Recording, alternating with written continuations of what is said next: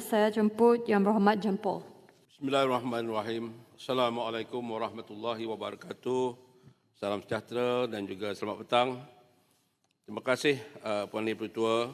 Pasal 11 Akta Sistem Insurans Pekerjaan 2017 Akta 800 bertujuan memperluaskan fungsi Perkeso bagi memperkukuh perkhidmatan pekerjaan serta menyokong pembangunan pasaran buruh yang lebih aktif.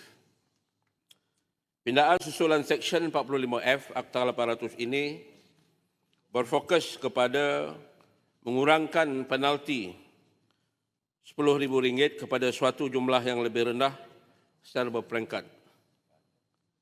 Sukacita Jempol ingin membahaskan 3 perkara berhubung dengan pindaan ini. Pertama, beban pematuhan terhadap majikan.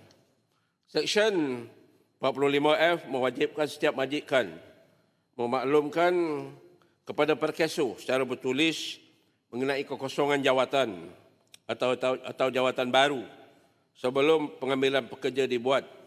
Dari sudut dasar, langkah ini boleh membantu mewujudkan pengkalan data kekosongan jawatan yang lebih menyeluruh. Walau bagaimanapun, realiti operasi syarikat, khususnya perusahaan mikro, kecil dan sederhana, sering memerlukan pengambilan pekerja dibuat dalam tempoh yang singkat bagi memastikan operasi tidak terganggu. Kewajipan tambahan ini berpotensi meningkatkan beban pematuhan sekiranya proses pelaporan tidak dipermudahkan. Persoalan Jempol kepada pihak kerajaan, apakah mekanisme pengecualian atau prosedur khas akan disediakan bagi kes pengambilan pekerja yang bersifat segera, dan adakah proses pelaporan ini akan dilaksanakan sepenuhnya secara digital bagi mengurangkan beban pentadbiran majikan. Nak minta pandangan sikit Jempol boleh? Sila. Tadi saya dengar sahabat saya daripada Padang Serai. Ya. Dia bahas tadi. Dia katalah dia cakap kan. Dalam undang-undang ni kerajaan yang ada pada hari ni jadikan modal untuk politik. Saya kata tak betul tu. Ya. Kemudian di akhir ayat-ayat dia tadi tu Jempol, dia ada sebut. Dia kata pekerja dekat Malaysia ni derita, sengsara, merana. Jadi saya nak tahu Jempol, apa yang sengsaranya, apa yang deritanya. Kan? Sebab kalau kita tengok, saya cek tadi ni, maksudnya pekerja asing yang berdaftar dalam negara kita ni hampir mencecah 2.1 juta. Maksudnya, sektor pekerjaan dalam negara kita ni ada, kerja ada. Mungkin rakyat dalam negara kita ni, mungkinlah kita boleh nasihatlah kepada warga dan juga masyarakat yang terdapat dalam negara kita ni. Maksudnya ialah, faktor nak pilih kerja ni memang kena pilih lah. Tapi jangan memilih sangatlah, saya rasa Jempol. Sebab kerja ada. Sebab 2.1 rakyat asing yang kita minta untuk bekerja di pelbagai sektor yang terdapat di dalam negara kita. Saya minta pandangan daripada teman dan juga sahabat saya, Jempol. Terima kasih, Speaker. Terima kasih, Ulu Langat. Saya semestinya, kalau kita lihat bahawa negara kita ini merupakan syurga pekerjaan ya, bagi masyarakat di seluruh dunia. Daripada Bangladesh, daripada Indonesia dan juga negara-negara lain. Jadi, dari segi penderitaan itu saya rasa tidak berapa tepat. Dan mesti ada angka-angka, bukti-bukti yang menunjukkan bahawa sistem yang ada dalam negara kita ini memberi bebanan ya, kepada pekerja di negara kita. Terima kasih ulangan. Perkara yang kedua ialah keberkesanan kadar penalti baru.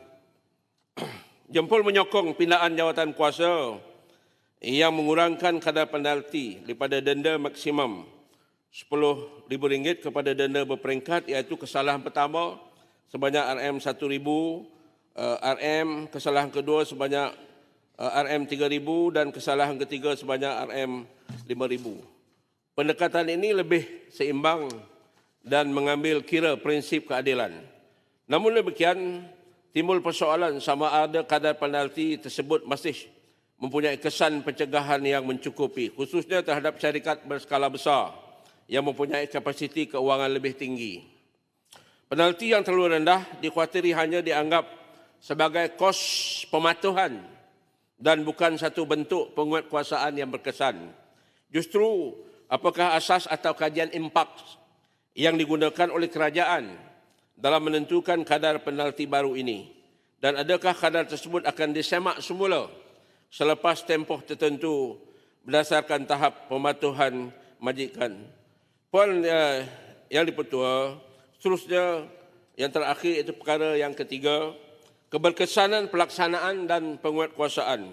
Pindaan Seksyen 45F hanya bergantung kepada kewujudan peruntukan undang-undang, tapi juga kepada keberkesanan pelaksanaannya. Perkeso perlu mempunyai sistem digital yang cekap, mudah digunakan dan mampu mengendalikan pelaporan kekosongan jawatan secara pantas. Di samping itu, aspek penguatkuasaan juga perlu dijelaskan. Tanpa mekanisme pemantauan yang jelas, sukar untuk memastikan semua majikan mematuhi kewajipan baru ini secara konsisten. Sehubungan itu, Jempol ingin bertanya kepada pihak kerajaan, apakah mekanisme penguatkuasaan yang akan digunakan bagi mengesan ketidakpatuhan majikan, serta apakah petunjuk prestasi utama KPI yang akan digunakan untuk mengukur kejayaan pelaksanaan pindaan Seksyen 45F ini. Puan Yang di-Pertua, Jempol menyokong pindaan ini dengan harapan pelaksanaannya bersifat praktikal, berkesan dan tidak membebankan majikan. Jempol mohon menyokong. Terima kasih. Terima kasih Yang Berhormat Jempol.